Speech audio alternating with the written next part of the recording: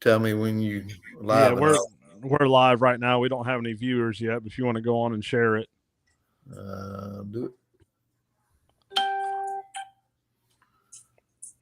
Right now, starting to get some people trickle in here. Give us just a minute. We had some technical difficulties. Darren, did it make you sign into an account or anything when you did that? It wanted me to. It was like I had to fiddle my way through it because. Okay, yeah, I figured out what it is now because it was doing it to Ralph last week. There's one button or box I have to check that I didn't know about. Good evening, Brody. So we'll get started here in just a minute. Yeah. Darren, Joe Tenney says you're coming in strong with the background. I'm coming against strong against the background. No, he's saying you're coming in strong with the background. Your background's game is strong, is what he's saying. Oh, my back. Thank you.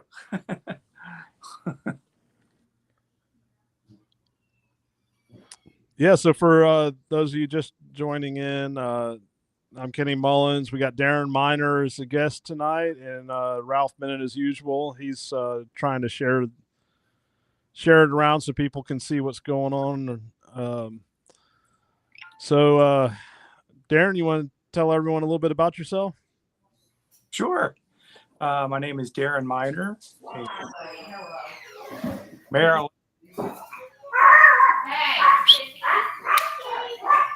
I hear that. Hold on a second.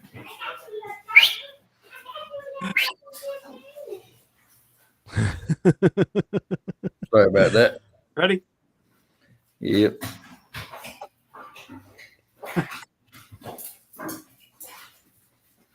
Having all kinds of technical issues. All right, we can try it again. Ready? Yep. Oh, my name is Darren Miner, and I'm from Maryland. And a lot of people know me as the guy who sells scent shoes, but I also track. I've been tracking this our fifth season with me and my dog Fritz. We've recovered about. We've actually been on about 250 live tracks, 260 live tracks. Recovered about a little more than half. We're an on-lead tracker. We run about 53%. I track in Maryland, Pennsylvania, and Northern Virginia throughout the season. So I do have a real job, but this takes a lot of my time. And I think I said, this will be our fifth season with me and my dog. I do have another dog. He's not ready to turn out to the public yet. I think that's about it for now. Yeah, and I got the pleasure of watching your dog on, or I should say, judging your dog with Joe on the ABTA started test, and I did get to watch that YouTube video and where that fawn got up in front of him, and when Joe and I when we were laying that line. We jumped that fawn up, and I told Joe, I said, when we come back and run, it's going to be in that exact spot. He said, you think so? I said, yep. And sure enough, it was, and he didn't even pay attention to it. Yeah, I was a little worried. I'm like, uh-oh. I'm glad that he didn't see it. Usually he takes after him, but if you watch the video, he goes nose to nose with that fawn. Right. And he just kind of disregards it. I don't know what he was thinking. I mean, the track wasn't that old for him. And if he was more enticed by the track, luckily he was. I mean, if it had been a big old buck or a big old doe, he'd have been jerking, the lead right out of my arm. Yeah, he disregarded that fawn and continued on and finished up in no time. Yeah, that was a pretty strong run. Other than Joe hanging the hide a little too high for the short-legged dogs. yeah, he did go right by it, and I'm like, I had seen it, and by that time he was nose down, um, looking for the deer. I think he tried it once in here. Now I hear him knocking at the door. Hey, we have to talk to Joe stereotyping these little dogs like that. Little dog with a big attitude. It's rigged. Randy Vick just tuned in. Hey, Randy. Yeah. So, when's your season open up? Our season opens September 6th. Dang, a week before us. Yeah, they changed it a few years back. It used to be mid-September here in Maryland, but now it's always the first Friday after Labor Day. So it's kind of a floating thing. You know, it could be later one year, earlier the next year, but it's the 6th this year, which is pretty early for us. Get a chance at a nice velvet buck. Yeah. At least it'd be nice and cool. Yeah, yeah. Yeah. It'll be moderate. Sure, I'll be sweating somewhere. Yeah. For those of you who doesn't know, it's a running joke. We were up there in Clearfield, PA, at that event, and us Southerners were wearing hoodies, and we felt either cold or at least comfortable when even at the peak of the day, and everyone up there was complaining it was hot. It got warm. Yeah, it made it to the mid 70s. Yeah. We wouldn't know what to do. Tracking in that weather. Whew. Yeah, it'd be nice. Yeah, it's daggone even end of October, it's still pretty dang hot. Yeah, so Darren, you want to talk about the shoes a little bit? Sure. I'll talk about anything you would like me to, but yeah, getting back to it, I sell the Scent shoes. In fact, I have them right here. Show. Yeah. Here they are.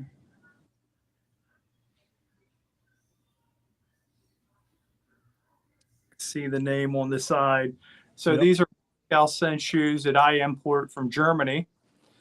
And I've been selling them about 3 years now. Saw that when I got into tracking, of course, I started with the sticks, like most everybody does, and thought that there had to be a better way. And well, there is a better way, arguably, with the shoes. And I got my first pair, Michael Geidel from North Carolina, was the conduit to get the shoes from German. If anybody knows him, they know he's German and still has family there. And he would get small amounts at a time for people. And as I got into tracking, I became a member of just about every tracking group or every state group on Facebook, and always saw a need. People were always asking about them. Where can I get shoes? Where can I get shoes? Well, there's always a wait. It was 4 weeks, 4 weeks, 6 weeks before you could even get them. And then some of the places, or most of the places in Germany, they don't do PayPal. They don't do credit card. You have to do a money transfer, which added on to the expense of the shoes. So, the wheels got turning. There's got to be a better way. And I contacted the company, was able to enter into a contract with them to distribute them for the U.S. And it's been gangbusters ever since. If somebody calls me today, they'll go into mail tomorrow and they'll have them in 4 or 5 days. Perfectly streamlined the process. The company honors the shoes. We have had a few issues with them. They're not perfect. And the warranty is basically no questions asked. If you have an issue, I am always available. Anybody that's got a hold of me or my phone dings, I'm pretty much on it. Yeah, I can attest to that. I mean, I was shocked whenever I contacted you to order a new pair, and it had been, I don't know, 6 or 7 months, and we had one spot tear, and you said, "Well, they're not a year old, so they're under warranty." I said, "Oh," I said, "you know, as much as we used them, we probably had 500 trails on them by then." I said, "No, don't worry about it." You said, "No, I'm sending you a pair." So I can attest to that warranty. Yeah, they're really good. They have never given me an issue. I like to see what went wrong with them if something does go wrong, so I can pass it on to the company. Which the company, when I say Ma and Pa, it's Ma and Pa. The gentleman from Germany, he's who invented them, is very elderly now, and his daughter pretty much runs the operations, and she's a one man band, so to speak. Do you have to send the shoes back? She's been great. If I ordered a box today, they go into it depends. Usually I can get them in about 10 days to 3 weeks. I have them. I always try to keep them. You know, I don't like to keep a lot on hand. And if you guys are listening, with tracking season coming up, it's going to be, you know, get them now if you want them. Have them now. Give me a call. I'm easy to get a hold of, and we'll get you hooked up with some shoes. Yeah, and they're definitely my favorite. I've tried several different types, and those are by far the most comfortable. No question.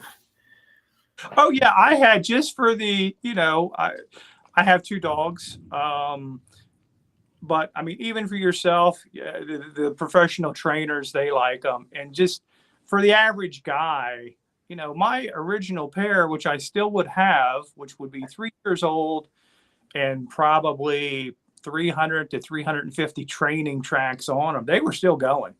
I could still have a lot of life left in them. So, you know, if you want a pair, get a hold of me now. Actually, I'm going on vacation soon, the 13th. So from the 13th through the 26th of August, nothing's moving. I'm going to be out of the country. So give me a call now. I have them now. I always have them, but the sooner the better. It just makes it easier for me when my phone's ringing 15 times a day for tracks. You know, I don't got to worry about so much about shoes. Last year, I sold a pair of shoes to a fella from, I think it was Oklahoma. Well, he put them on TikTok, and this is October, and we're well into the season, and he got 1 million views on just doing a demo with the shoes. And I'm like, man, I don't need this right now. You know, I'm trying to work my regular job, do tracking, and then the shoe orders just start flying in. And I'm like, it's good. Don't get me wrong. It's a good problem to have, but get them now. Yeah. So I had a question come in. Says, do you think they put more scent down than other style shoes with the bone end exposed? With the what? With the bone exposed? Oh, well, I've never used other shoes. The only other thing I've used is sticks. I guess that would be a more question for maybe yourself, Kenny, who's been doing. So I have experimented with many types of shoes. I've had the kind that you can get off the UBT site where they bolt in the back. I've used the Ray Houlihan shoes. I've used, or what are they, buck braids. I've used. I've tested on with some people that's used the German wooden shoes, and I'm just going to say that I really didn't notice much of a difference. I mean, we use your shoes pretty much daily. Well, we do use them daily, and we still mix in sticks from time to time, and different other tactics. But I've never seen a dog not pass because of the type of shoes used. And when we're training with your shoes and we go to Georgia and the judge lays lines with wooden shoes, the dog still tracks the same way it did. So I've heard mixed things about the dogs will track the rubber, there's more bone exposed. I haven't noticed enough of a difference to be concerned. I would say just do your research. There's a couple other brands out there. Do your research, talk to people, and get buy what's right for you. I don't think you can beat the comfort, though. Right. I agree. They are, they are pretty comfortable. Once you get used to them, a little bit of a learning curve, of course, but once you get used to them, you don't even notice it. I don't. I mean, I've tracks myself, but I wish we'd have got it on video. You talk about a learning curve. We had a judge's workshop, and Kayla Tire put the shoes on for the first time, and I don't even know how to describe it. What would you say, Ralph? We thought she was joking around, and she was like literally trying to walk in the shoes, and she looked like I don't even know what to say, like an ostrich trying to walk down like a runway model. Yeah, except it was hilarious. We couldn't get our phones out quick enough to start video, and then she stopped. But we have made fun of her. You would think she would get used to it, being a lady and wearing high heels is kind of what I liken it to. I would suggest that you wear, for me in particular, I like to wear a boot or a hiking boot, something with good ankle support. The muck boots or the rubber boots, they don't give me personally enough support. And that's one thing I learned when we were in Pennsylvania. Using them daily here, I could go out there and my short ankle fishing boots. But when we were up there in those mountains, ankle support was key. Yeah. And since then, I come back and now I put on taller boots with lace up boots with better ankle support, and it really helps. Yeah, I especially if you're just starting out with them. You want to be cognizant of the ankle support, because just kind of think of it like high heels a little bit, not too bad, but you can roll a little bit, but it's a learning curve. You just got to get used to it. Once you get to it, you can run in them. Speaking of high heels, that's what I felt like wearing the ones from the UBT site. If you ever get a chance to try those, they really feel like high heels because the hoof bolts in the back and sticks down. Right. And the problem I found with those, and some people may love them, like you said, try them all out, but problem I found with those, one, it's super awkward walking in them with the way the hoof's in the back. But number two is they seem to catch every vine you come across. And I would end up flat on my face. Right. I'd rather have a little ankle roll and wear some better ankle support.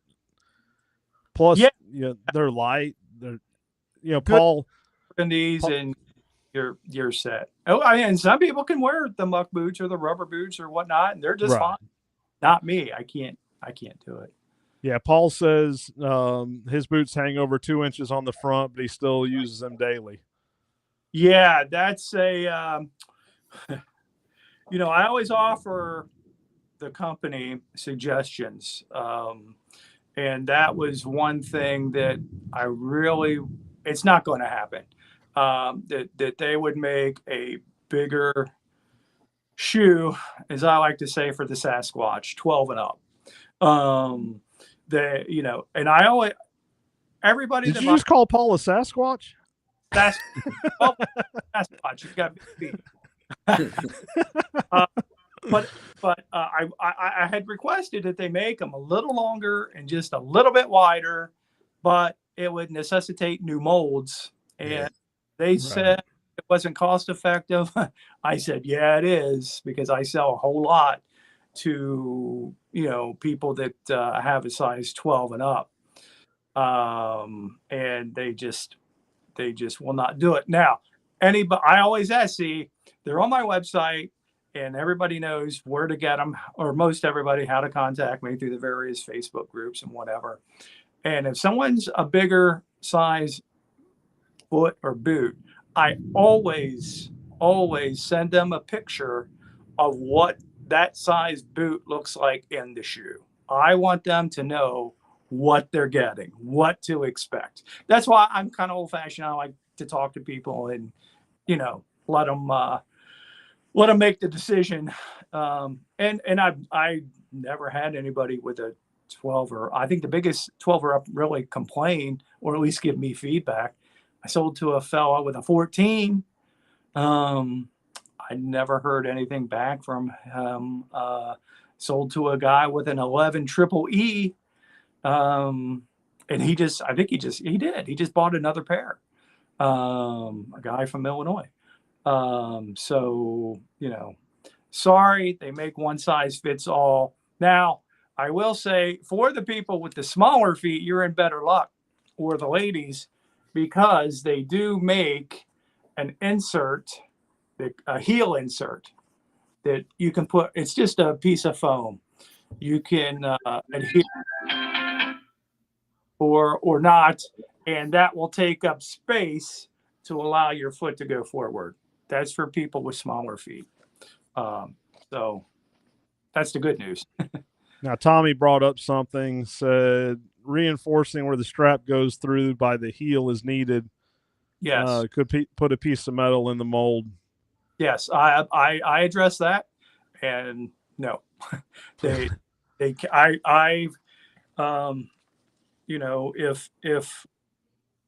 the stars would align and I would have more input to it, yes, that would definitely be something I would improve upon. I've never done that. I guess it's different with everybody. That's one of our big warranty claims. But like I said, I had over 300 tracks on mine over almost 4 years. Never ripped. Never. Yeah, and we were at just over 500 before ours ripped. And I will add, the biggest issue, it seems to be when people try to over tighten them, and that's when it pulls through. That's what I've noticed. Yeah. I guess don't ratchet down on it too. Just snug them up. I mean, that's all you need. Just snug them up. I don't know how. I mean, I don't know how guys are doing it. Not saying they're not. I mean, I've warrantied a few pair like that, of course, but I don't know. And I brought it up to him, and I'm like, look, can we put perhaps some type of washer, or I suggested earlier, a little metal piece over that slot to give it strength. And no, not in the future. And for me, I don't think it's me. This is me personally. I don't see it as that big of an issue if I could get over 500 tracks on them before it. It's going to take the average person to do 500 tracks. I mean, right. A lot. Years. If they ever get to that. If they get to that, right. If they get to that. Now, even mine, they were showing a little wear, but they were still very much usable. Actually, I don't know if I said it, but I actually sold them to a guy, I think, in Texas. He wanted a different brand, but he wanted something. All right, here you go. I'll send them to you. And I assume that they're going. Well, we got Ethan Young just hopped on. Let's bring him up. Hey, Ethan, how you doing? Doing good. How are y'all? Doing good. I'm good. We were just talking about Darren's tracking shoes, so we'll let him finish up real quick, and then we'll talk to you a little bit, and we'll all just converse and answer questions. I love it. Yeah, I was just going to say, There are some improvements or modifications that need to be made by the company. But again, if anybody has any issue, and you know Kenny, and there's some other people listening, I'm easy to get a hold of. Actually, somebody texted me while we're doing this, and I'll get to them when we're finished up here. I didn't get a chance to read the message, but we'll take care of you. Yeah. So Tommy says, my heel steps on it and folds it in. I have to put it forward and slide my boot back into the heel. It isn't a deal breaker. I mean, sounds like you figured out how you're supposed to put them on, Tommy. I give Tommy a hard time all the time, but that is the thing too. I mean, if you're not paying attention, you don't put your heel forward and slide it back. You will step on them and fold it over. Yes. Yeah. You have to go in and come back, and then tighten them up. But don't, like you said, Kenny, don't over tighten them. And a couple other things while I got them here. Don't over tighten these. Don't over tighten bolts right here. If you do, you'll strip the nut. You'll strip the nut in there. I tell everybody this who buys a pair of this bar, keep this bar straight. If you gotta lay it down on the ground or whatever and tap it with a hammer, it's real easy to do. Keep this straight, because if you don't keep this straight, when you screw it in, you're gonna bend this end, and then you're gonna torque this nut again, and it's going to start to pull on it, and it's going to pull out. So it's important to keep. It's going to flex a little bit. It's aluminum. I could bend it now. It's going to flex a little bit, and that's fine. No big deal. But when they really start getting contorted on the ends here in particular, you want to straighten them out. And I do have extra these. If someone can't figure it out, I have a lot of these. And these tabs here in the front, the front strap holding bracket, I have these too. I'll send them to you for free. It won't cost you 2 cents. I have a bunch of these because sometimes not many people have done it. You have to flex these out because, like I said earlier, I wish they made them a little wider. And they said it's perfectly okay to flex these out. Even with my little size 9, I got to flex them out a little bit. If you snap it off or if it breaks, I'll send you a new one free. Nothing. Cost you nothing. So. Yeah, you can't beat customer service like that. And down here with our deer are so little, those sponges, some people just throw them away thinking it's just a filler. That is crucial for the small deer. Good point, Ralph. Good point. Or your hogs, I guess. I don't know. Oh, yeah. Lay a track for a hog or mess with hog hoofs. Yeah, we do it. We have people bring us dogs they want to track hogs. We just trained a poodle to track hogs. Right. If you have giant hooves, you don't need this. Right. But I put it to the side. If you've got small hooves, if it's all you've got, or if it's a yearling or a small doe or something, whatever, you want to use this. It fills up the space, it compresses, and it helps hold the hoof in place. It helps hold the hoof in place. Yeah. And I know some people we could go on, but some people have cut them. You want to just fill the recess, right? You just want to fill the recess with the hoof. You don't want to come way out. I've seen some people come way. And if you do, hey, whatever floats your boat. But you should just be filling the recess with the hoof. Right. And one thing to mention, you talked about that bar on the bottom getting bent and possibly pulling that nut out. Another thing that will pull the nut out is if you have too large of hooves and you keep that padding in there, that spacer in there. Yeah, too tight. Yep. Too much torque. It's too tight, folks. You're putting too much torque. That's why I said if you got a big buck hoof or big deer hoof, don't need it. You just need good hoof to ground contact, and you don't want to over tighten it. Like Kenny said, you got a big old hoof and you try to put it in there and crank that thing down. which I always tell anybody who's bought a pair off me, I say, do not gorilla tighten them down. And you try to crank that thing down, it's too much torque, way too much torque on this nut. And it's going to start to back out. You know, one thing Paul mentioned this, and I want to bring this up. He said Darren has donated many pairs of shoes to many events, and we can attest to that. You've been good, to us and many others, like Paul and the Alabama event and all the events you donated some for us, and we appreciate that. Well, thanks. Yes, It's usually, I don't advertise it much, but if somebody asks, I've sent them to Florida. I've sent them to Alabama a few times, Missouri, even a I think a DD group, Wisconsin or Michigan, a guy reached out to me, and that's part of their training or certification, blood trailing. He said, "Hey, can I get a pair for our?" Yes, here you go, no charge, free. So yeah, do donate several pair a year to help out the various groups around the country. All right, so there's a couple more questions in here that's not really shoe specific. So I want to bring Ethan on. Ethan, tell us a little bit about yourself. Is my audio okay? Yes. I gotcha. Well, I got started into dogs growing up. We bred and hunted beagles. We used them and some walker dogs to chase deer across big old hunks of land down here. And to us, it was just kind of normal. These dogs would trail the healthy deer. So every time we had an issue with a deer that we couldn't find, we would just grab one of our better beagles and toss it on it, and it would find it.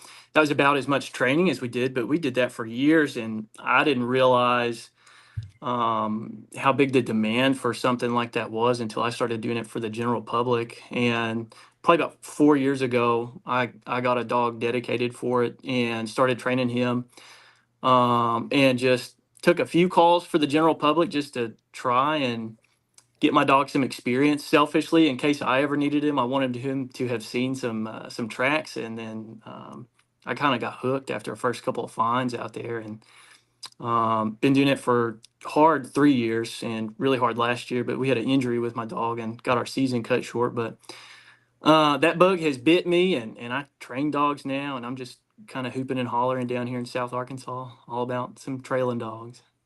yeah, cool. What breeds do you run?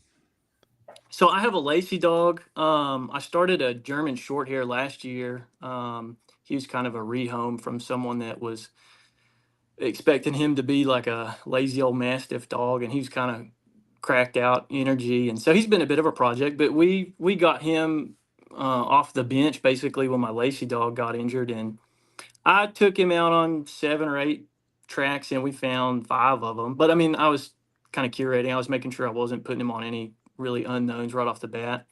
I'm having to run him on lead, which I started my Lacey dog on lead, but I'm having to keep the German Shorthair on lead because his, like, just, I guess, prey drive and wanting to hunt with sight and wind stuff is just so high that I think trailing's just a low arousal activity for him, at least so far, until he probably gets a hold of some maybe some live deer or something. But those are the two Yeah. I've tracked with so far. I've got a couple of rehome and trains that I'm going to be running this year. One's a dogo and one's just a mutt. We actually got an embark test for him, so we'll find out in a few weeks what he is. But he just looks like a mutt to me. I don't know, but I'm excited to get them all out there this year.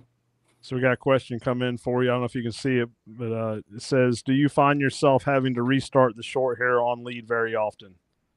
No, but I hold on to the lead line, and sometimes I can see when his like ADD gets the best of him, and he just wants to just go for a stroll, and he'll hit the end of the line and just kind of shock him back into focus. I don't really like correct him or anything or restart him. I don't find having to restart dogs very often, but he is definitely, he needs a little love along the trail to stay focused, if that makes sense. Yeah, I've trained a lot of them over the years. We've got one here now that's pretty good.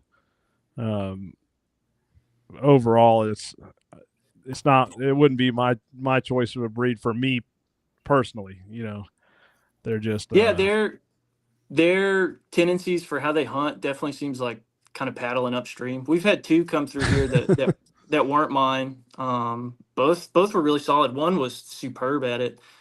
Off lead, on lead, he was just smoking trails and doing it fast and accurate. It was kind of wild to see.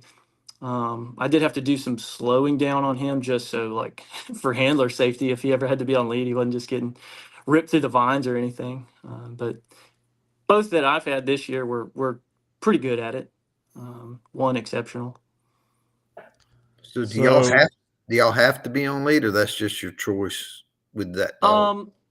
So when I'm training them, I do it on lead. We don't in Arkansas. We don't have to be on lead. In Louisiana, which I'm just a few minutes north of Louisiana, so they did until this past year have on lead law.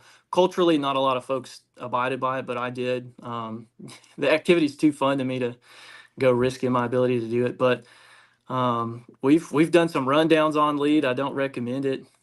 It's kind of wild, but this year Louisiana is letting folks run off lead and from what I can tell, dispatch as well. So I'm kind of excited for that. I may go to Louisiana more this year. well, it definitely ups the success rate. 100%. Yeah, I So realized when I. Oh, sorry. no, go ahead. I was gonna say when I did about 2 seasons on lead with my Lacey. I got that. I never formally trained. We had just like we were pretty redneck. We just get a beagle and toss it out there, and if it didn't go get it, we just go get another one until we got kind of our track pack, if you will, the ones that would trail. So when I got this Lacey and wanted to get serious about it, I got the John Giannini book, and I started basically with that. But y'all will cringe, but I used the dog bone hunter kit just because I started before I had hooves or anything, and we did fine with that. But I did everything on lead for a couple of years with him, and Did did fine with that. What's that? Define you did fine with that compared to what you know now in your tactics now. Well, yeah. So I mean, now I would definitely.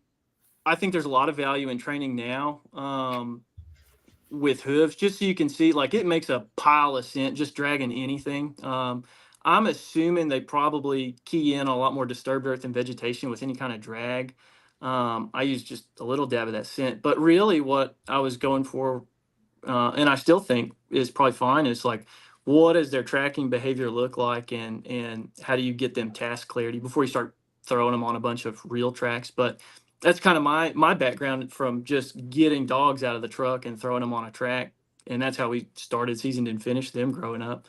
So that was my experience. But this year I've been doing a lot with the hooves. I definitely they track a lot more slow starting out. I don't do any drags hardly unless they just are totally clueless when I set them in front of it. But they definitely track slower and more methodical, at least than my Lacey did with the dog bone hunter kit. But Well, what I was gonna you know say, what that's telling you, right? so yeah, just my assumption is the odor being left down is, well, one, I guess we don't know what the scent is, but the trail, just like the volume to their nose, is way bigger on any kind of drag from my experience. And Right. you gotta either age it just a ton to slow them down, or they just rip through it. It's a good time to them, it looks like. Yes, it's too easy. Yeah. Yeah. Um, So that brings up this other question, although it's not dog bone. Brian asked, anyone putting tracker ID sponge on them? And I know that came in talking about with the shoes. I personally don't. I have over 700 hooves in my freezers and I think 10 gallons of blood. So I have no use for tracker ID. I'm not putting it down by saying I have no use. I just have all the product I need and then some. But we also give some away daily. So, and I think you would agree, those products are for the people that just doesn't have anything else, or that's what they should be used for. Is if you don't have anything, there are alternatives out there. I mean, I typically recommend beef liver. I mean, there's been a lot of dogs start on beef blood, beef liver. Over the years, I would rather use something natural. And with all these state Facebook groups and tracking groups out there, it's just too easy to reach out to someone and get some help. Yeah, my one dog starting to come on is I think you know there, Kenny, a little bit, and I out of blood, 100% out of blood, because my dog Fritz, he don't need blood. We never train with blood. Blood is icing on the cake for him. I make it hard. The other one, I have to make it easy. 2 days in a row, I picked up roadkill and got a bottle, 16 ounces of blood out of 2 roadkill. It wasn't fun, but I was in a pinch. So, Yeah. And so Vicky brought a good point, and Richard, I'll get back to yours in just a second. She said, blood is blood, iron, and that's the thing about blood that people doesn't realize. There's not a lot of sin in blood. You have to look at blood as blood is like a cotton ball. It's a super absorbent. As it exits that body, it makes contact with that hide, and it's just absorbing all the odors in it. And that's the thing about blood. I don't use blood in our training. We will from time to time, and I know, like Paul said, they experienced a dog when it came across blood, it wanted to roll around in it or, lick it or whatever. And, I've seen it too, but it's not an important enough for me to deal with blood every day. The only reason I have blood in the freezer is for testing purposes. As far as training, I don't see any benefit. Catch that one, Mike Payton right there. But yeah, I'm going to get to that one in just a second. There's one I don't want to get lost that was directed at Ethan. Richard Womack says, do you think that dog bone stunted your dog? How is he doing now? Did it transfer to the real thing? I just started putting him on deer. I never. So I don't know. I don't think so. We came out of the gate. I did a little bit of screening and making sure I got him on some high success rates, but he just took to it like a pig in mud. And the only other things I think he's learned have just been maybe different scent conditions or different, maybe like hunter vegetation disturbance and other situations that come from field experience. But it got me what I wanted. I mean, we were operating at a pretty high level pretty quickly. By the second season, we were sitting at right at 50%, and that's stopping at property lines a couple of times and letting some go that I bet we could have got. But again, I would probably train with hooves now, knowing what I know, just because he was just like flying through trails the whole time and giving himself a choke on his vest and what have you. I definitely would probably, if I had the dog bone hunter now, I would probably have a better dog using that, knowing what I know now than when I started him back on it then, just from my own handling skills. But that's a tough question to answer because you don't is. know what, I mean, and you can't, it's not like you can replicate it a whole lot because every dog is different. Every Sure. dog you train, every puppy out of every litter, every breed, everything, there's no 2 dogs the same. Yeah, I have 2 dogs, a mom and a daughter here. Sorry for the non-breeding terminology, but they are 2 totally different animals as far as their interest level, their drive, how methodical they are. But Yep. in a lot of other ways, playing fetch, I'll get ready to toss them something and whistle, and they'll both spin around exactly like look like clones on TV or something with all their mannerisms and what have you. But take them out in the woods and ask them to find it, and it's just one perceives handler pressure way differently, and they approach it entirely different. One's super jazzy about it, and one's just like, I'll find it. Okay, no biggie. Yep. Yeah, and that's you can rinse that with the hose from the inside out. Sorry. Gotcha. Sorry, my son's working on his truck and he walking through the house with a soaked K&N filter that he was trying to rinse in the bathtub. You bunch yes. of rednecks, Yeah. So now we're going to get the mics that you were wanting to bring up, Ralph. Would a hoof of a deer that was shot dead, didn't run, be better than using the dog bone products?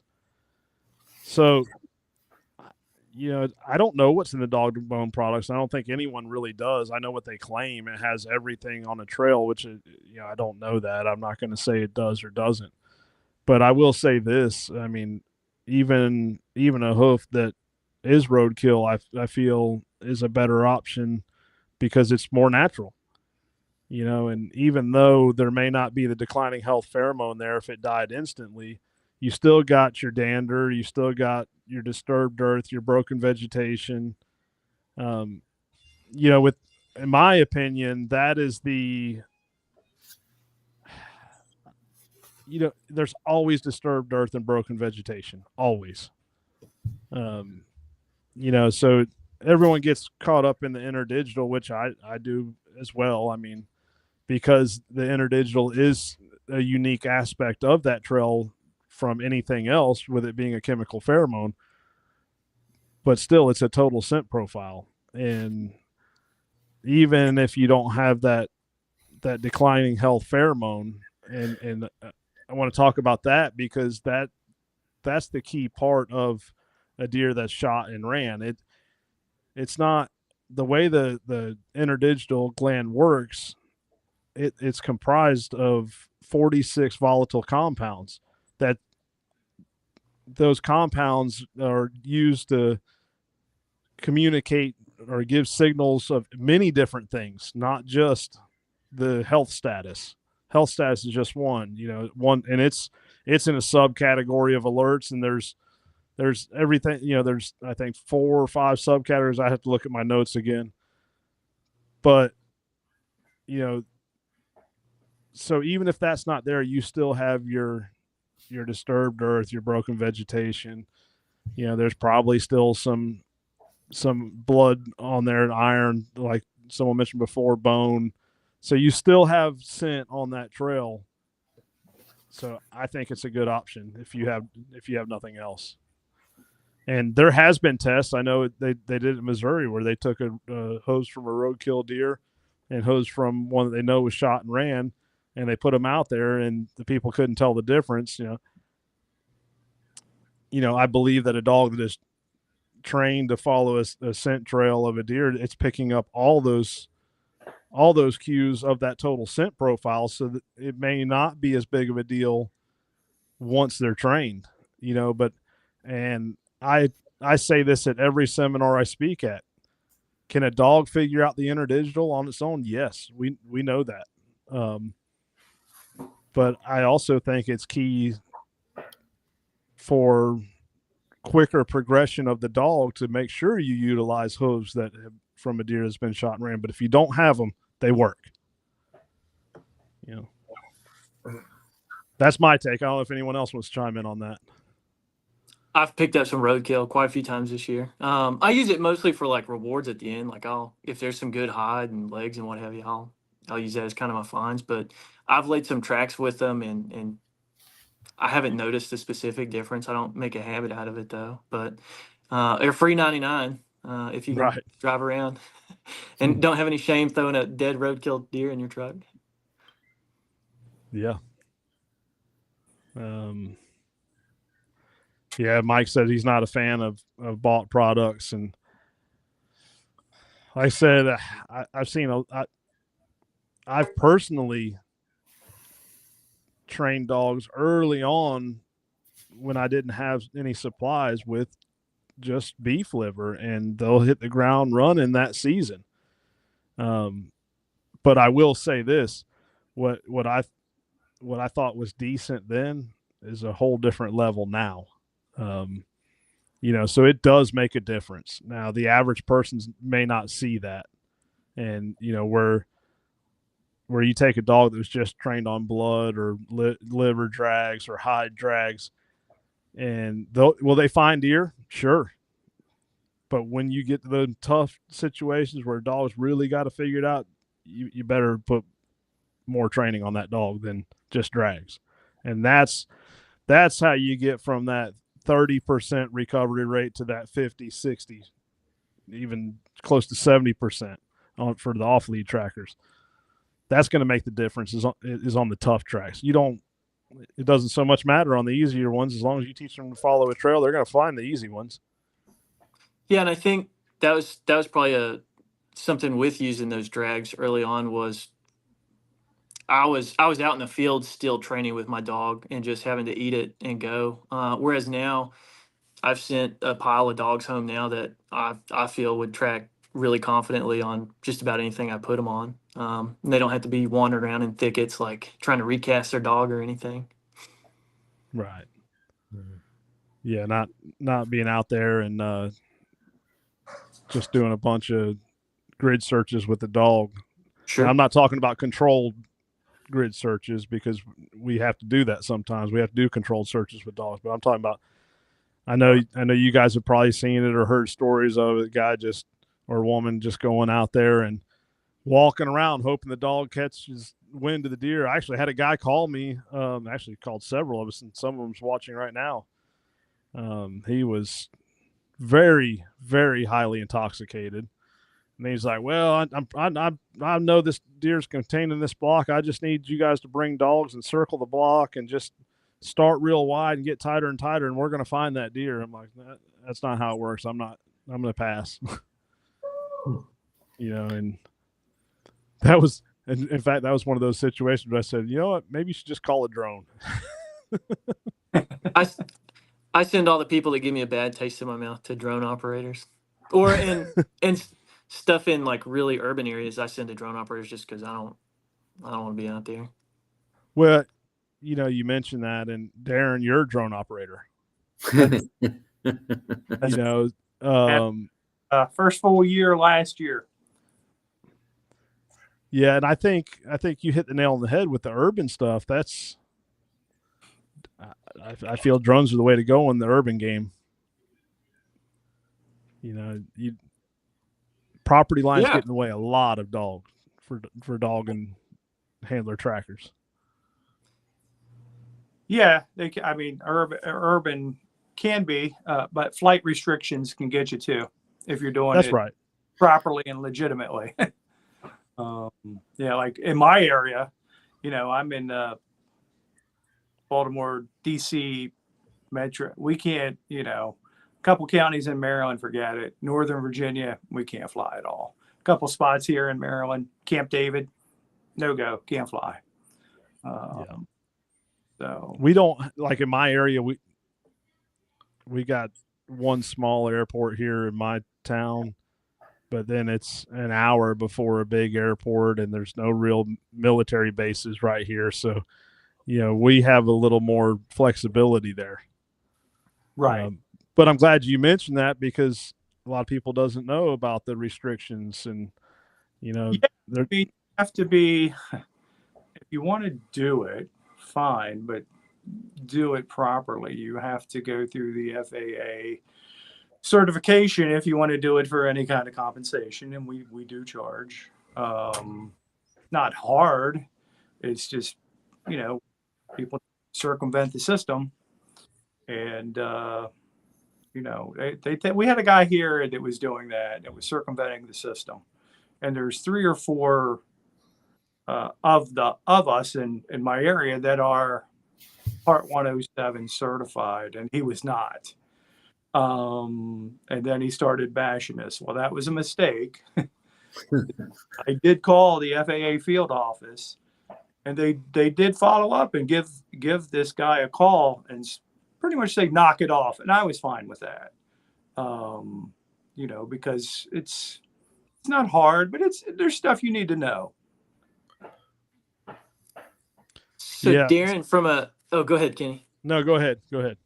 I was just going to ask from a tactic standpoint, or to educate some of us handlers, like what are the times that you roll up to a track and you might reach for your drone prior to getting your dog out of the box or out of your truck?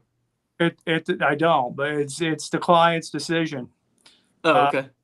We have both now, and we give them the choice. Now, early season, we don't really recommend it. It has to be cornfield, marsh, swamp.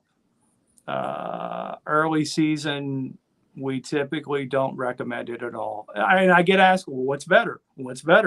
Neither is better, neither.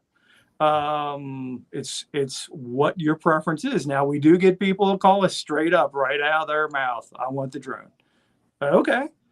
We can do it. But again, if it's, you're in September, October, it's just depends on where, the foliage and the environment. If we want to do it, it'd be easy for us just to go do it, but Sure. we don't. We say no, it's not conducive to use the drone right now. We'll use the dog. You know, And you're saying that because of the foliage, you think? Yeah, because I was just we got a call last week. A farmer's cattle got out and it went feral apparently, and they shot it and they wanted us to come and find it. So I'm like, okay, it's mostly ag, some woods. We'll give it a shot. But it could have been laying in that heavy cover, and we could have flown right over it. If it had been in the cornfield, 8 foot high, we'd have found it. No doubt in my mind.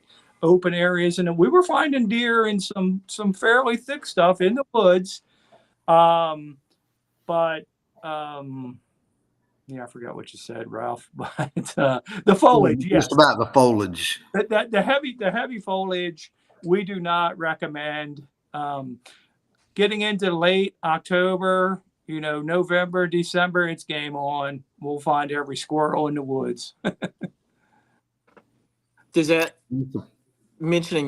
sleep? Do you have to check out like a lot of heat signatures, or are they pretty easy to identify which one you're looking for? Once you do, you get used to it. You can see, okay, that's a rabbit. Oh, that's bright and it's pretty big. That looks good. I got a lot of videos on my YouTube channel. Anybody can go look them out. Okay. Or deer dogs and drones. It's all honest. I'm an honest guy, and it is what it is.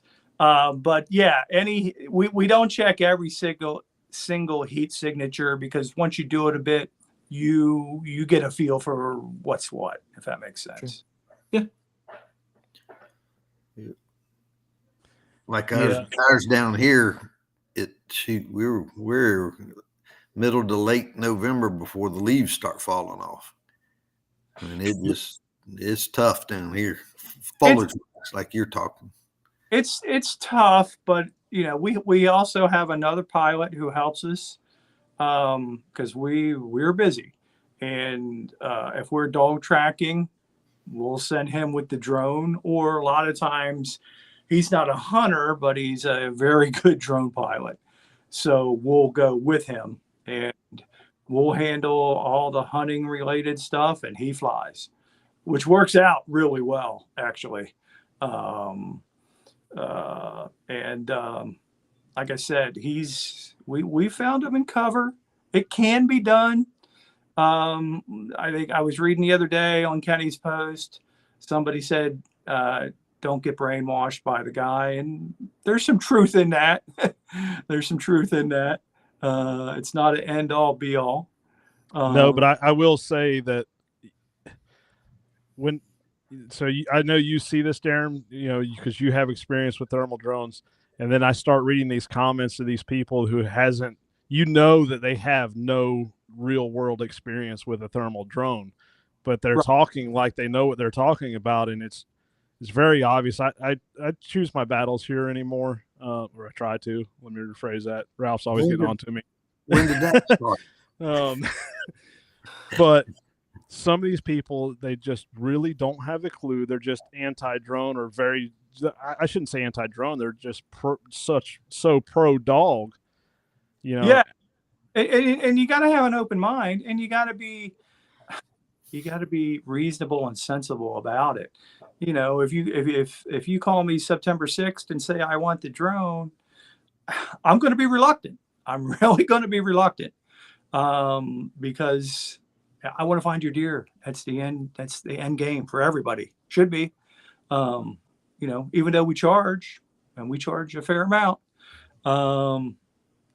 that's secondary to finding the deer. I want to make you happy. I want to find your deer, um, the best way that I think that we can find it. Right. And to me, that's the key. I mean, what is our goal? You know, our goal is to help hunters recover deer, and our goal is to recover the deer. I don't have an issue with any legal means of doing that.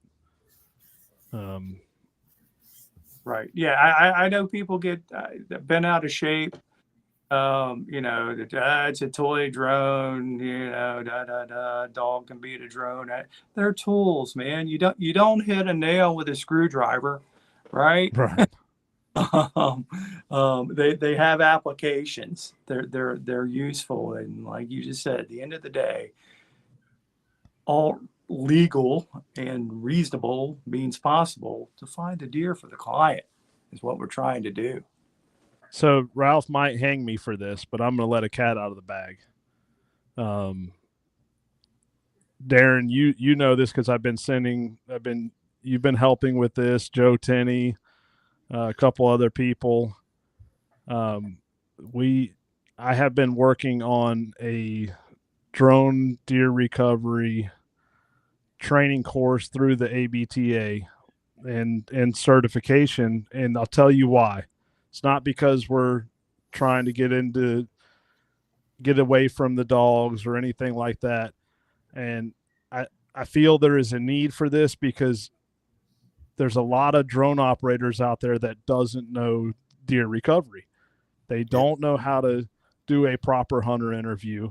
And Darren, just like I mentioned to you, I put in there, I was trying to get it to load so I could show it on here, but I couldn't. I put in there to do a thorough hunter interview to analyze the shot site. And you said, well, as a drone operator, we don't look at this shot site. I said, well, you should. And you were like, yeah, I didn't think about it, but you're right. And here's the reason. We go in there, we look at a shot site, and they describe on the phone, well, it's a pretty good shot. We get there an hour, 2 hours later, think we're going to find a dead deer, and we get there and there's gut matter. Well, what do we do as dog handlers? Hey, we got to back out and we got to wait. You should. Yeah, you should. You should. Well, from a drone operator perspective that doesn't know how to do that or doesn't know proper wait times, they put that bird up in the air and they go search, and then they come up to a live deer. Then what? And it's really, really advantageous in a state that you're not allowed to go after the live deer. Right. So that's why I started putting this together. And Ralph didn't even know I was putting this together till I had it pretty much finished. And I was very, very quiet about it, but it started stewing on me because you look at some of these states, once that deer is identified as live, you can no longer legally pursue that deer. Well, if you have a technician, because I don't consider them a deer recovery specialist because they know how to operate a joystick. If you have someone that just doesn't know, and I'm not saying they're doing it intentionally, they just don't know, and they go out there and they fly that drone and that deer is alive, and they say, oh, there's your deer, it's alive, and they leave that deer to rot in the woods, where most dog and handler teams is not going to leave that deer in the woods. Because most of us we're going to wait the proper wait times. We're going to make the right decisions. We're going to go analyze that sign. And I think that needs to be transitioned and carried over into the drone world. Right. So that's why I started working on that. Case in point, our drone helper, I guess I'll call him, he don't hunt. But he can fly that drone like no tomorrow. And he's been with us enough. You've heard me interview, what my interview is like, Kenny. We do a thorough, AJ and myself do a thorough interview. Right. So we're kind of, he's gaining experience to where I've got like 5 tracks, just go run the drone. Well, we've already talked to the guy. the client so we can send him out. But, he's at the point now where, I'm feeling more comfortable where we could send him. But before it was like with AJ and I, who's going with him? Someone's got to go with him. To you pair a dog guy into a drone guy, you're getting the best of everything, someone Oh yeah. the dog experience, and then they go and learn that. I mean, that's invaluable.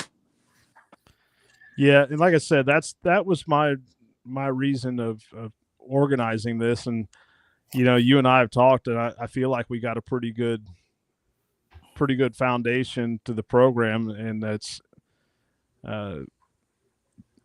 few little tweaks I got to make, just finishing up the training guide, but I think that's going to take things to the next level as far as deer recovery with drones. Absolutely. Absolutely. I mean, you got well-known drone guys that, really don't know a lot about deer hunting, deer behavior, right, so on and so forth. I'll leave it at that. Not to mention, how many times have you pulled up to a track and the hunters say it goes this way and deer actually went that way, and the drone guy, he don't know to figure, he doesn't know that that's a big aspect of these hit sites. And that's so what you were saying a minute ago with a dog and a drone, you can figure that stuff out pretty quick with a dog and then switch over if need be. But having both in your toolbox, right? That's can't hurt. and Kenny knows this, and I'll say this. We did about searches last year. Probably found 20 deer, dead and alive. We had some dog tracks that, like, man, this deer has got to be here. It's got to be here. We just wasn't coming up with it. So, off the top of my head, on at least 3 occasions, we've ran the drone after the dog. Still never found the deer. Right.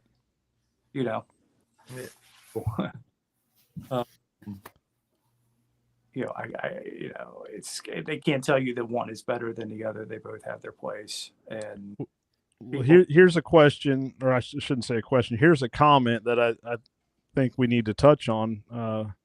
Mike says, my experience is a drone will spook deer flown overhead. Yes and no. Yes and no. I mean, I've seen more often no. But I, every once in a while, yeah. But then again, I mean, how high are you flying? Exactly. Is it day? Is it night? Do you got the light on it constantly? Are you taking a quick look? Most of them pay never mind. Some will see it or hear it, and then they'll go a little ways and take off. But by then, your mission is accomplished. But you should have identified the deer. Is it your target deer or not? But like you were saying, I think in a post, Kenny, I'll read the print off your T-shirt from 400 feet with the 200 zoom. Right. So you don't have to be right on top of them. You can do it and not disturb them at all. Yeah, the cameras, especially on those Matrices, those M30s, right? That camera's unreal. Oh yeah, it's crazy. When you can zoom in on a blue jay from 400 feet in the air, and it's on a blown down tree on the ground, and you can identify it as a blue jay, it's pretty impressive. Yeah, actually, when we went the day before we did the cow search, we said that we were tied up. So this was a lost dog search in a cornfield, and we sent our drone helper out, and he's like, "Yeah, yesterday I found a bird. He was on a corn stalk." He goes, "It was a bluebird." So he could tell it was a bluebird, in the daytime, with the drone from, I don't know how high he was flying. But occasionally, yes. Most of the time, no, not so much. Not so much. Right. And there, I missed a lot of comments and questions further back, so we'll circle back to some of those because this was on the when we were talking about some of the interdigital stuff and training, and one thing I want to touch on. Let's see. Ernie Johns asked, "Would a deer that has been shot dead while kicking not put out the pheromones?" I would think they will. So you have to understand the pheromones and how all of it works. And the most recent study that I've been able to find was about 5 years ago. And that's when they broke it down into the categories and subcategories of the pheromones. And what we thought for years about interdigital has changed with these recent studies. And what they found is, like, as a deer gets wounded, it's not a wounded deer scent. It's a health status. Just like we give off we give off a pheromone as our health declines. And that's how dogs can sense it. That's how they train these dogs. So if that deer doesn't have enough time for that health to decline, it may not be giving off the pheromone that we're looking for, if that makes sense. And it's just like I explained to everyone, when you look at National Geographic and you look at these big herds, and then the weak and the sick are pushed out of the herd. Well, how do they know? Because they're giving off that declining health status. So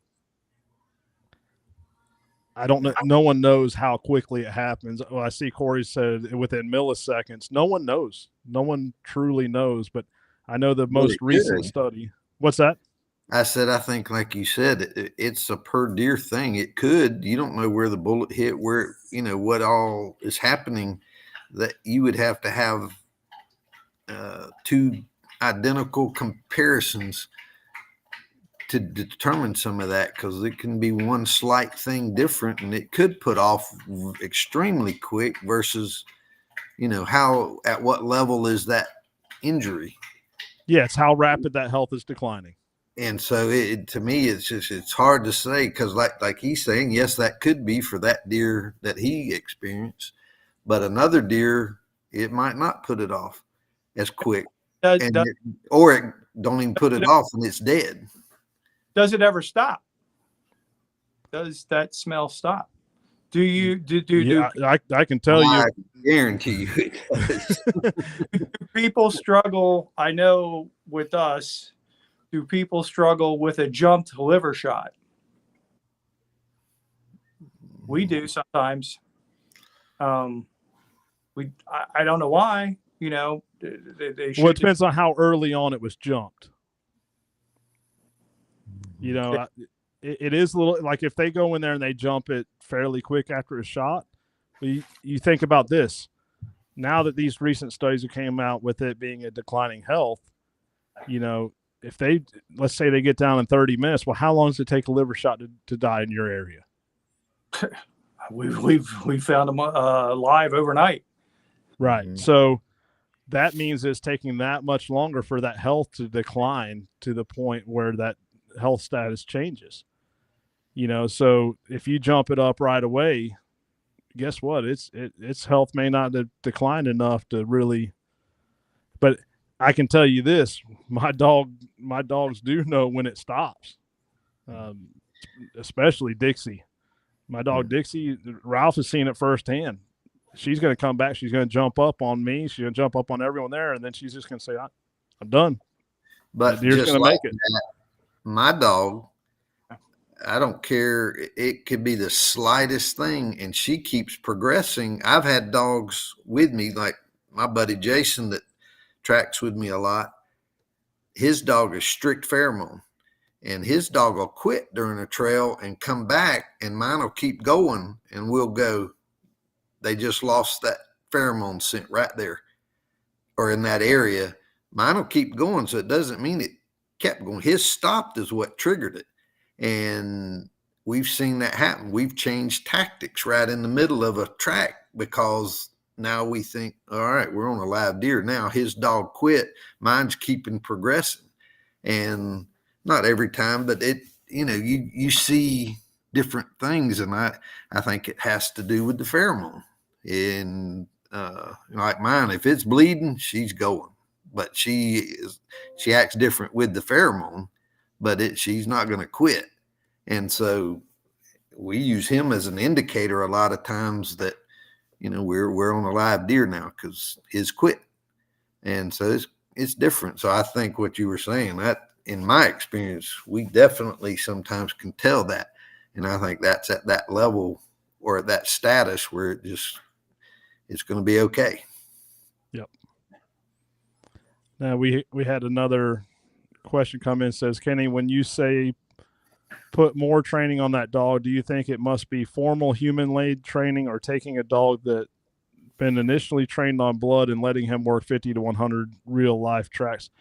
I personally don't think any dog that was trained on just blood should be put out there for the general public. I think there needs to be more training than that before you start jeopardizing the chance of recovery of someone's deer that you don't know. And 50 to 100 it's a reasonable number. I tell everybody, I get a lot of go calls with the selling the shoes and stuff. Year one, track for yourself, track for your buddies. Shoot every doe you see is what I told a guy that the other day. Get as much experience as you can.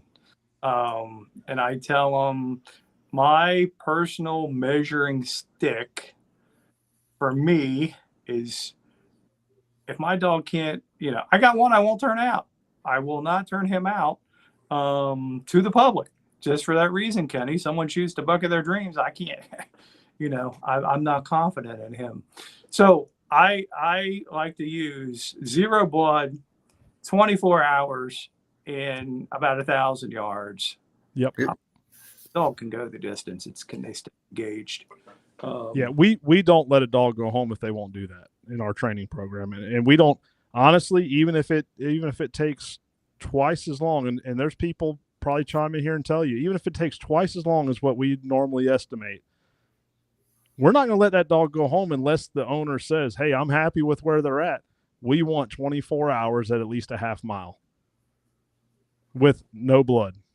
Right. And I think that should be most people's goal. And if I can, don't get me wrong, we can do it.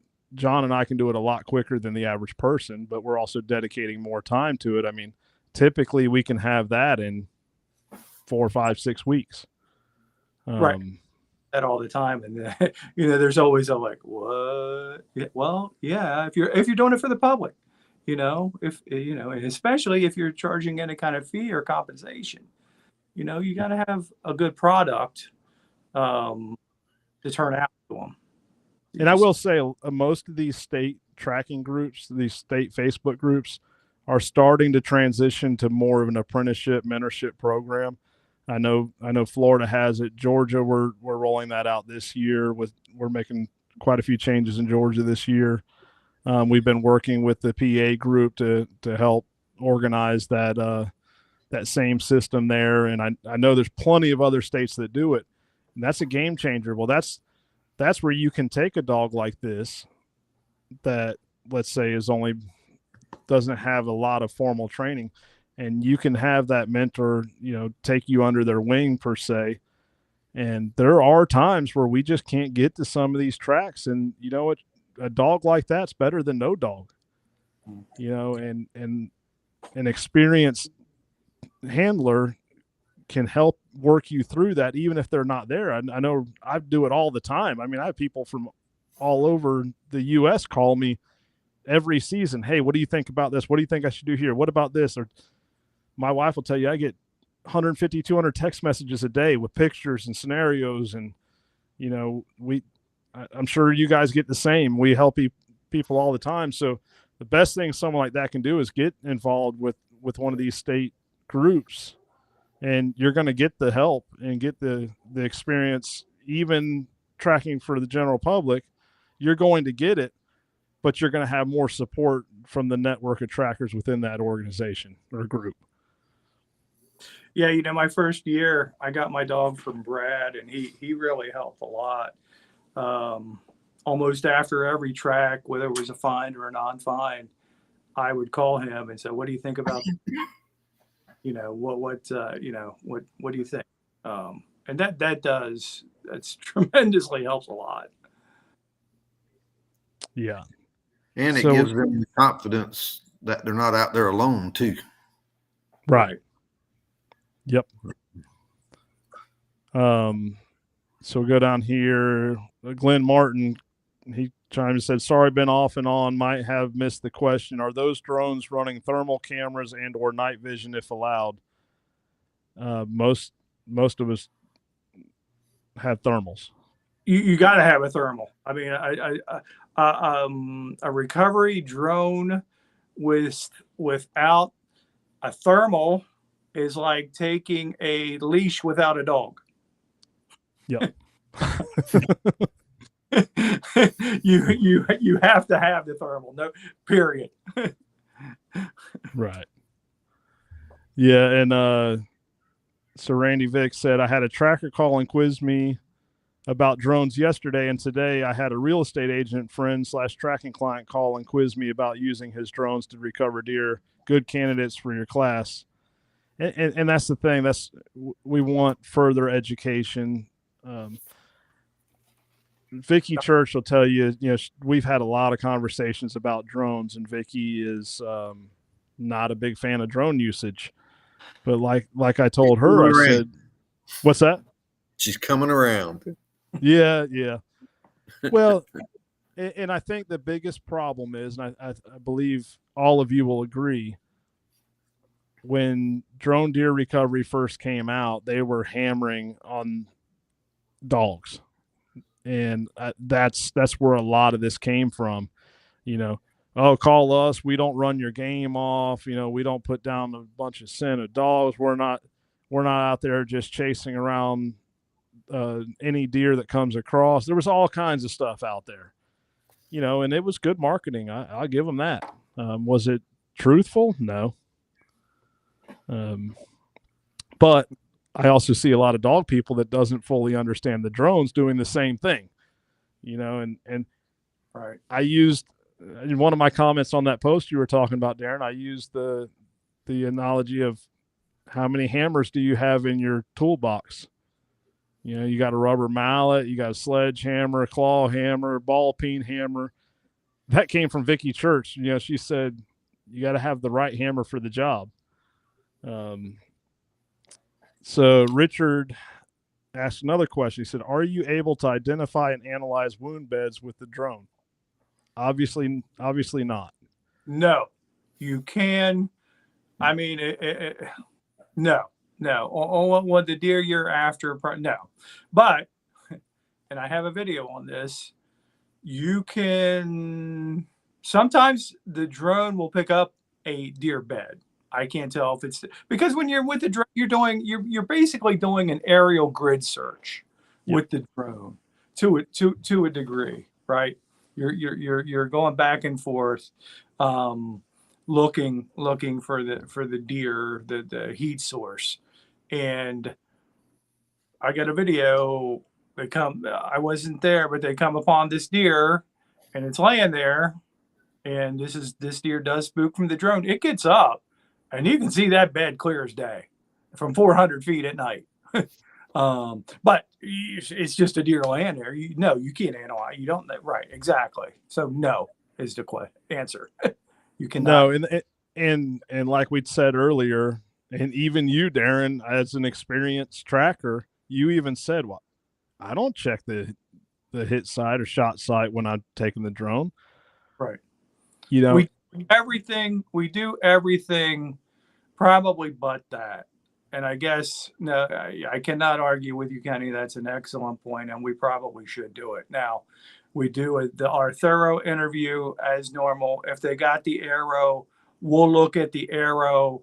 And then do we go and look at the hit site with the drone? No. Should we? Probably, yeah.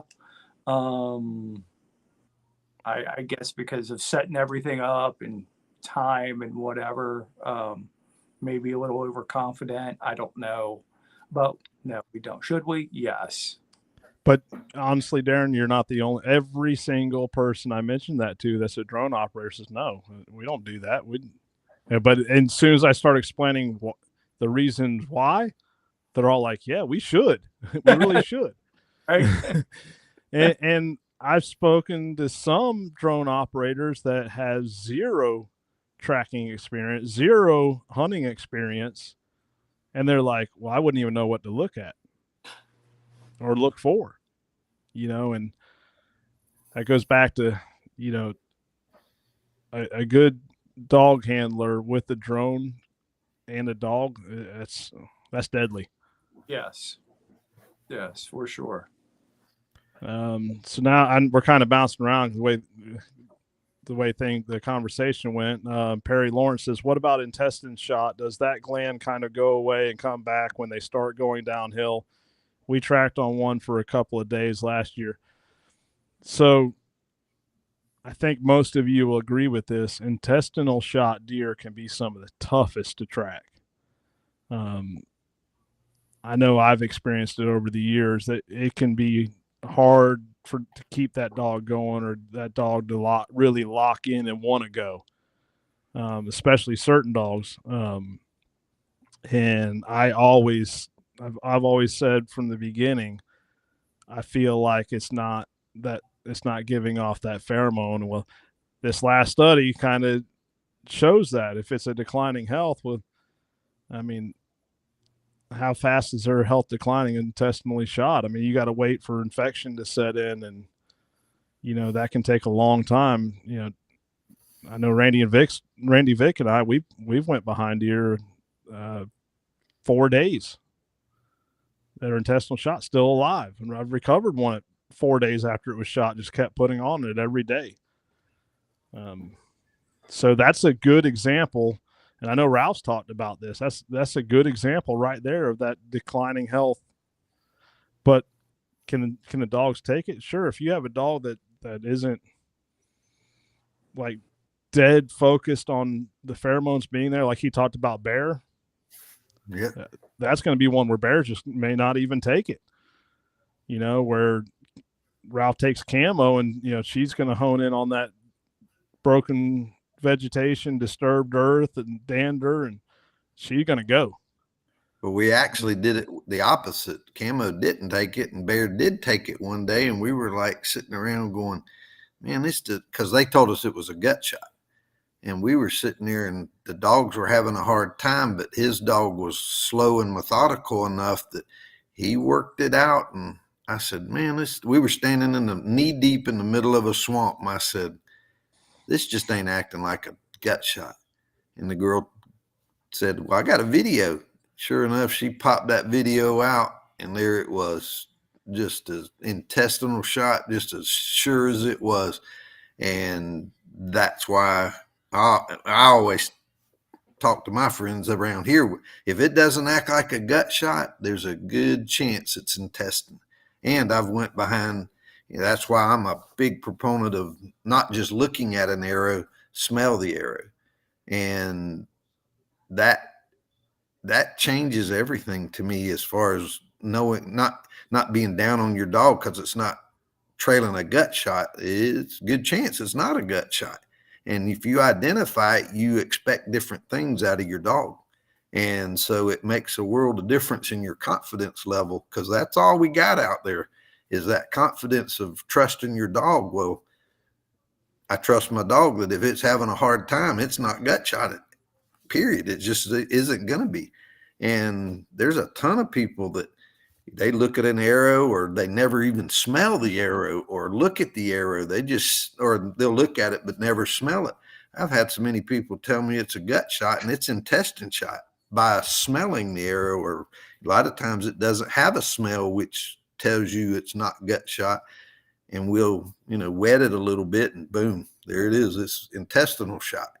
And Yeah, Ralph, Vicky said you have to lick it. Nah. Pass.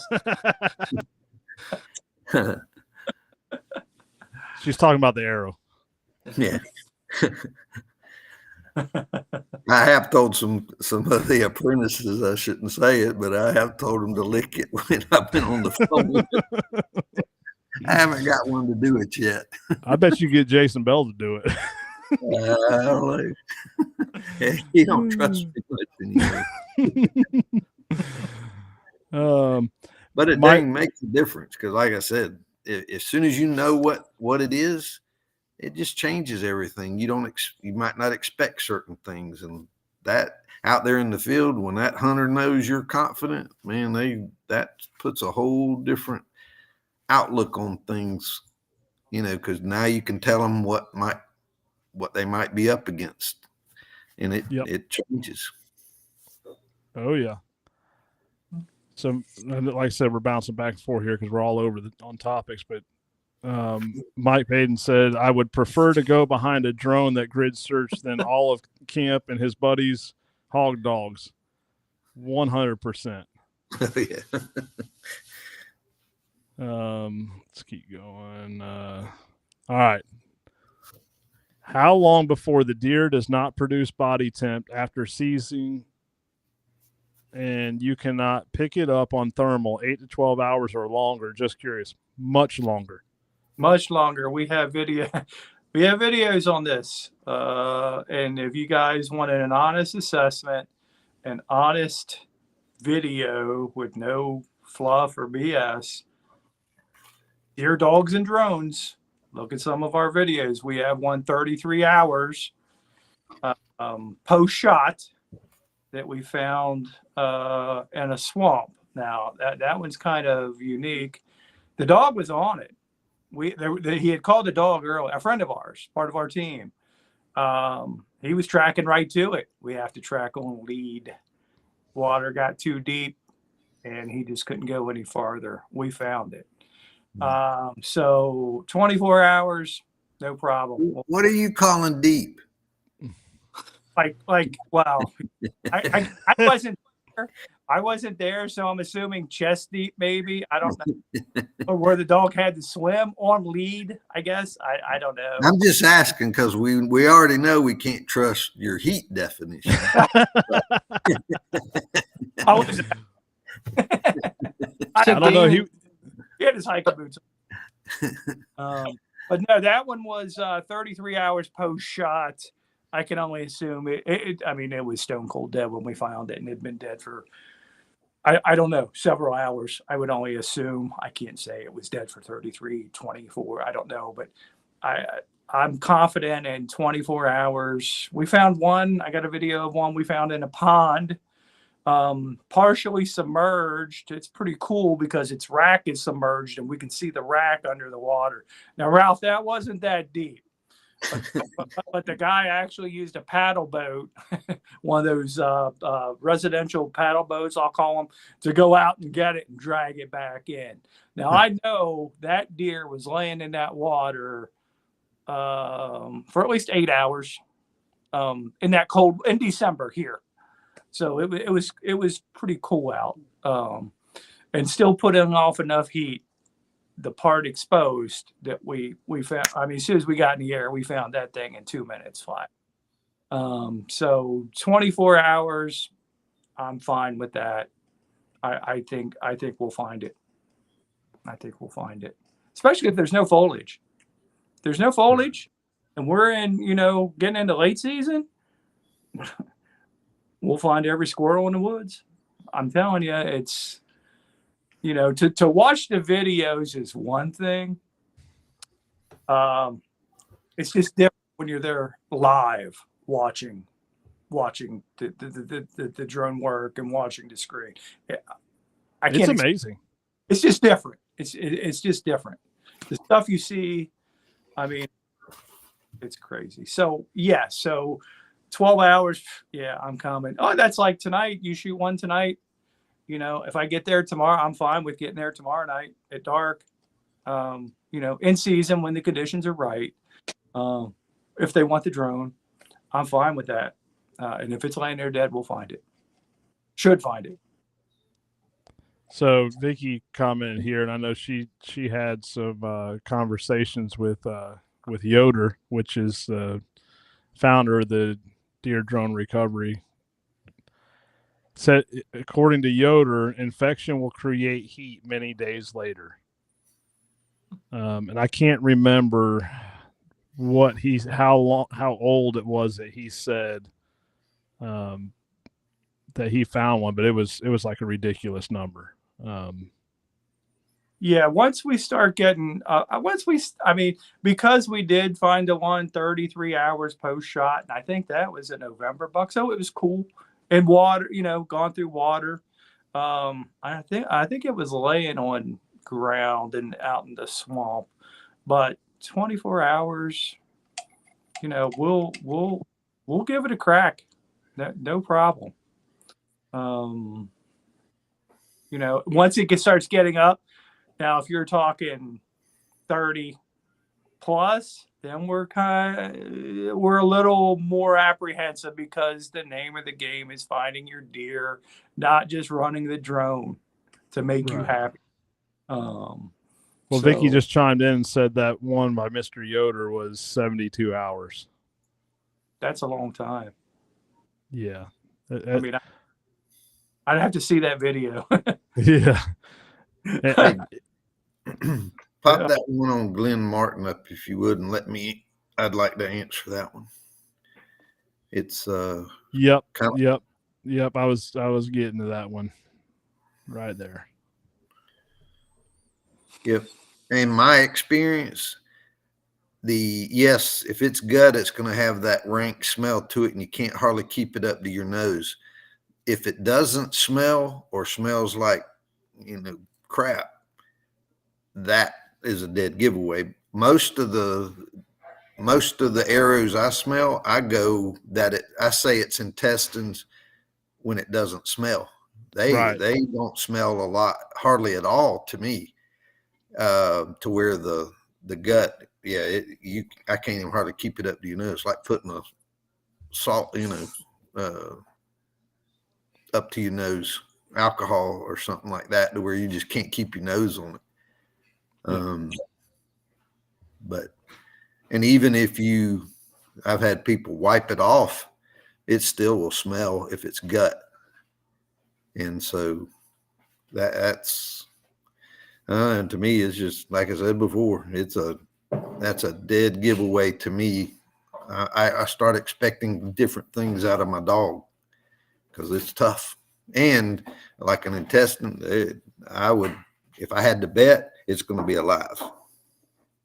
Right. And that brings up the comment from Corey. Corey Griner says, I agree with that. He's talking to me here. He called me on one last year. They jumped the deer 24 hours later, and was advised by me and Lyle to go back the next day. Yep. And then Dean says, I feel like intestinal shots are tougher during the rut, but not as much beforehand. I feel like the rut is the determining factor. And I can agree with that. The bulk of our tracks are during the rut. And here, I think everything changes during the rut like that. Oh, absolutely. And it's so a deer that's not rutting, he's gonna go lay down, to where he ain't gonna do that during the rut. He's gonna go hard as he can. Yep. It don't stop. It don't phase him, it seems like. Well, they're gonna push through it because they got something else on their mind. Yeah. Versus, I'm hurt, I'm gonna go over here and lay down and just so it quits hurting. November 5th. Yeah. Yeah. Yep. Yeah, and then Dean says he finds that bear are much easier to track scent wise than deer. Yeah, for one, you have a ton more hide or hair, but not just that. The pheromones are released through the pedal gland, which is in the pad of the paw, and it's huge, and the orifices for that gland are huge in that pad, so that makes it even more so. But them things stink. I wouldn't know because mine comes back like a scared kid. So Brent Dale asked, has anyone ever used the gut wipes? I had never seen them until we were in Pennsylvania and Joe Tenney showed them to us. Ethan and Darren, have y'all seen them? We I had know of them. I've never used them though. we had a guy on our team last year use them. I've never used them. I don't know what the outcome was. I think he used it one time, and it did have a positive reaction for gut material. Yeah, so that's my stat with them. But I have heard of them. Called gut check or something. Yep, gut check. That's Brian just asked the same thing. Anyone use gut check?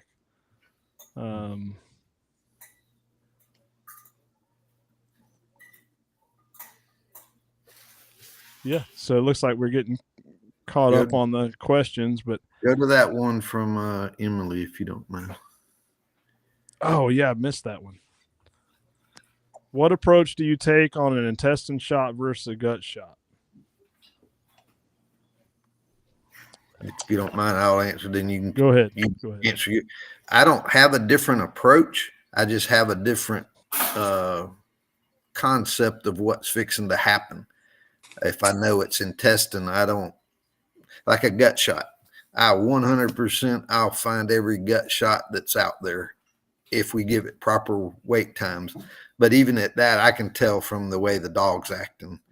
So it's just my expectations of what we're fixing to get into is what I change, so that I'm not expecting it to be a gut shot and it turn out to be an intestine and I've gotten aggravated or I can't figure things out. If you know that quicker, you just know what's fixing to happen. No different than if you find bone, you know it's a big percentage, you know it's going to be a leg shot, so you have expectations of what you're fixing to get into. That's all it is. I don't do something different. I just have different expectations. Yeah, and I have to agree there. If I do something different, it would be honestly that one's going to go on the back burner as long as I can let it sit there. Oh, absolutely. And take other tracks way ahead of that because there's no sense of urgency. And I explained that to the hunters. I'm like, if it was gut and we knew it was gut, it'd be a different scenario because then you are talking about a quicker risk of spoilage. But when it's intestinal, that's going on the back burner. I'll get to you when I get all these other ones done. That would be the difference in my approach. Yeah. And speaking of intestinal versus gut shot and how the dogs react, that's another win for the dogs over the drone side of things because the drone's not going to be able to tell that difference. I'm not sure that the outcome would be any different, but those are things that obviously a dog can tell us that a machine can't. But that's also either one, that part of checking out a hit site. I've pulled up and see, they thought it was gut matter, but it actually is intestinal matter, to where a drone might, even a dog, you might back out or might do something different, just to give it more time. We treat them the same, whether right. it's drone, it starts with the interview. And if we think it's a gut, well, you got to wait. If they want the drone, even if they want you got to wait, man. That's what gets people in trouble. They don't wait. They can't. But that's your experience as a dog guy transferring over to a drone where your typical drone operator who doesn't have that experience will not know that. Right. That's right. I've went to tracks and pulled off because I've had either intestine or gut. Just pull off knowing I'm here way too quick. The percentages are so low, it's not even worth it. So, right. Well, we've been on here nearly 2 hours. This was this was a good one. You know, we covered a lot of stuff. I think we answered a lot of questions and hit on some hot topics. And you know, Good to meet you, Ethan. Yes, sir. Good to be on here. yeah, we're glad to have both of y'all on here. I really Yep. appreciate it. It's, as you can see, it just adds a whole different outlook on things and different topics. And Mike says most hunters don't know what it means if the deer is intestinal shot, and that's true. And that's why, right now, we've been traveling, educating the trackers. And, I've had someone ask me, well, what are you guys doing about educating the hunters? I'll tell you how we're educating the hunters. We're educating the trackers. You educate the trackers. The trackers is your front line that's going to be out there educating the hunters. Your trackers are your subject matter experts, right? Yep. Or if you don't, you're a subject matter expert, then you got some homework to do, right? Yep. They rely on you heavily. If they can cry and moan, and it's every year. Oh, you can't come out till tomorrow. What do you think? I'm telling you what happened. And you should be right the majority of the time. You're the subject matter expert. They rely heavily on you. Oh yeah. And again, that's why I say these Facebook groups are so beneficial to not only the trackers, especially the new trackers, to have the opportunity to reach out to some of these more veteran teams, but it's also such a huge asset for the hunting community. These apps are great. There's a place for the apps, but what the apps don't give you is that conversation, that education that these interactive Facebook groups do. And that's why it's important. They're, again, just like the dogs versus drone, it's another tool. Well, no app will reach that hunting community at the level of an interactive Facebook group. Yeah, I don't know how many times you call somebody and they're like, well, I'll think about it. Or if you're talking to somebody about, shot placement, hit wound sites, whatever, like, if I ever need, I'm calling you. Right. And another one, those guys that just go off, or the hunters that just go off of time, they don't realize in the busy weekend, they just dropped by hesitating or calling somebody, and then they call you back and you just drop 3 or 4 down the list because it gets busy. And so if they just trust you and get in line, that's a key, but they won't do it. There's so many that they just got to have you out there now. And luckily we get enough track. It's getting down to now that I just ain't going. It's just no sense in it. And that brings up another point, because we may have some people watching that's not trackers and they are hunters and they're on here wanting to learn something. If there's one piece of advice I can give you, is get to know your trackers and, just ask around. The people will tell you the quality trackers out there. But one thing I want to say, in the game of deer recovery or any game recovery, time is on your side. If you have a tracker like Ralph, Ethan, Darren, myself say, hey, we need to wait 8 hours, and you have someone else that says, hey, I'll be there in an hour, that should send up some red flags. Or if you call 3 or 4 trackers, they all say, hey, I think we need to wait 6, 8, 12, 24 hours. And then you have this one person says, oh, I can come on my way now. You better just hang up the phone and not talk to him anymore and just delete that phone number. Or because me waiting 8 hours, that's hard to do because I want to go track some deer. Yeah. Or you get the call and they say, well, that's what the other guy said. Well, duh.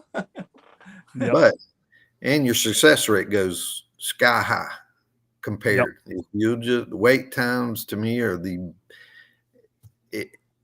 that's probably the biggest attribute that needs to happen over anything is the wait times. That we got little dog, we can't catch anything, per se. Yep. So wait times are crucial.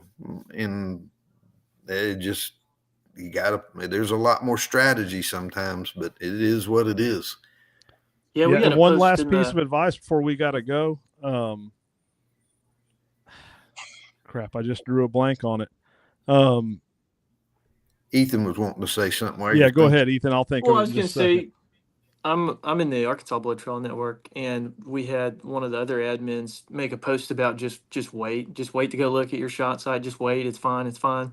And there was some pushback about coyotes, eating your deer, and we kind of got in our private page, and we are like, hey, how many of y'all have tracked up to a deer that's been eaten by coyotes? And it was negligent. I mean, or tiny amount of even some multi-day waits that actually had been on coyotes. Yeah, But one very of the low common, percentage. yeah, and one of the things I brought up was like, we snare coyotes out here, and I go snare pretty hard with a guy here, and one of the things that I suspect is that like probably the earlier you get on a deer, the more likelihood you're going to push it and create a longer line of scent for a coyote to strike up a deer. So, kind of summation is like the earlier you wait, probably the higher likelihood of your deer getting eaten by coyotes, or the earlier you get after your deer, you probably increase the chances of getting coyotes finding him. So I remember what I was going to say. One thing that I do now that I haven't done as much years in the past, one of the first things I ask the hunters is, have you been in contact with another tracker? That is one of the very first things that I ask. And every tracker out there that's listening to this, if you don't ask that question, I advise you to start doing that, because that right there creates more problems within the hunting and tracking community than anything else. I would say even more so than the people that just tries to take tracks out from under you. If you just ask that one question, you will gain a lot of respect from other trackers, because you could pick up the phone and say, hey, this person just called me. They said they talked to you. What's the deal? You'll learn so much. And that's another key part. How many times every year between me and AJ, he'll talk to somebody or I'll talk to somebody, and we'll tell them what they don't want to hear. Quickly, we call each other and say, Joe's calling you. I already in tune that, he'll tell them the same thing. Or, we talk to each other. We're in constant communication throughout the season daily. But we give each other a heads up. I told him this. He didn't seem happy. I think he's going to call you. And within 5 minutes, the guy calls him and he says, well, what'd Darren tell you? That's what I'm telling you too. We're in sync. We're so much in sync that it's not funny. Yeah. Well, we could go on and on about this all night, but I do want to touch on this one right here before we go. Kyle says, we have a lot of coyotes here close to Athens. We still wait the appropriate times, but had 3 last year eaten that late overnight. And that may seem like a lot to some, but I don't know his situation, but I can tell you, I may see 3 to 5 a year eaten by coyotes or hogs. But that's 1%. Yep. 1% of the tracks I go on. So keep that in the back of your mind too. So, and another one. If you went quicker though, you wouldn't find near as many gut shots either. That's or right. Many fast ones. You just wouldn't. Right. I mean, I had one last year, and I advised them to wait. I mean, it was clearly a gut shot deer, and we still went in a little earlier than I wanted, but my dogs were trailing, headed towards the edge of the swamp, not far from the shot site, and I look up and there was 8 hogs. And I'm like, what in the world? This dog has never trashed on a hog, and I was getting mad.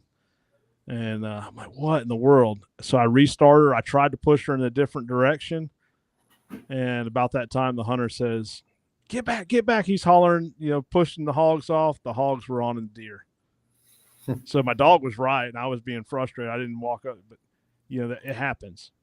one thing I want to touch on real quick too is because a lot of people doesn't realize this, we deal with extreme heat here in Florida, especially when season opens next weekend on private land, or actually, this coming weekend on private land in South Florida, and it'd be in the mid to upper 90s. But like Mike says right here, deer usually don't spoil in 8 hours time in 90-degree heat in South Florida. I'll read that again. They usually don't spoil in 8 hours time in 90-degree heat in South Florida. We see it every year. You could let them lay overnight in 90-degree temperatures and the meat's fine. So many people think, I don't want the meat to spoil. I don't want the meat to spoil. You go up north and most hunters, they want to go, field dress it. You come down here and they'll throw the deer up on the dog box, not gutted, ride around all day long, running races, and then go home that evening and clean it. It's 80, 90 degrees out. So Yeah, I've never found a spoiled deer. Yeah. You haven't? No. Yeah. I mean, I've never been on like 2 days after dead or anything, but plenty in bow season and early muzzleloading when it's 80 plus and left out all night, and they're always fine. Right.